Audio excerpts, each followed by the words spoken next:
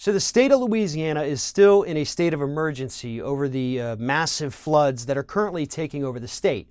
Now, it is very easy to say that climate change helped to create this problem that Louisiana is now suffering from. Really not much debate amongst that when you are talking to climate scientists and look at the analysis of everything that's happened. In spite of that, in spite of the fact that we are seeing these climate change related storms like what's happening in Louisiana that's killed at least 13 people so far, possibly more at this point. When we're talking about climate change disasters, we should understand the fact that we have Republicans in Washington who are today, right now, fighting against President Obama's decision to make federal agencies calculate the impacts of climate change into their planning processes.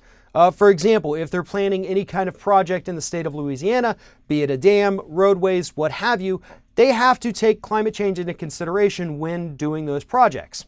Republicans do not want federal agencies to have that authority. They do not want them to be able to analyze the threats of climate change and put that into their planning process. And why? Because the fossil fuel industry is a major funder of the Republican Party. That is the only reason. It is because of that money. That money is buying ignorance from Republican politicians.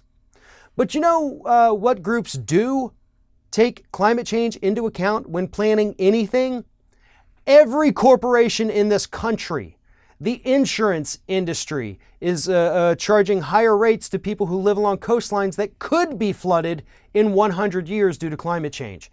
Donald Trump himself is building a seawall around his golf course because they understand that climate change is going to end up destroying it, and they want to hold off on that as long as possible by building this seawall. Corporations take climate change into account, even the ones who deny climate change, because they know that it's real. Scientists, overwhelmingly, the majority, almost every single one of them, is in agreement on this. The evidence is all around us. Ask somebody in Louisiana today if they don't believe in climate change, and you won't be shocked by their answer.